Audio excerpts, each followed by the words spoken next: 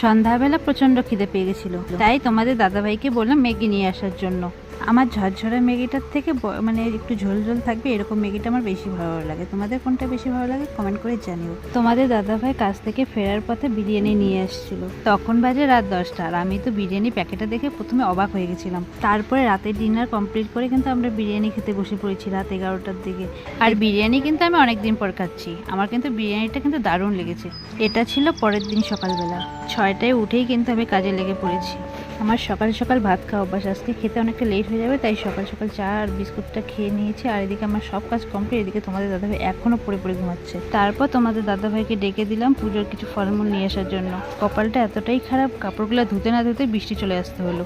3 দিন আমাদের জন্য পুজো দেওয়া হয়নি, আর স্নান টান বৃষ্টির মধ্যে সেরে আমি এদিকে পুজোটা দিয়ে দিলাম। দেখা হচ্ছে নেক্সট কোনো মিনি ব্লগে। আর যারা যারা আমার চ্যানেলটাকে সাবস্ক্রাইব করেনি তারা তো চ্যানেলটাকে সাবস্ক্রাইব করে দাও। টাটা।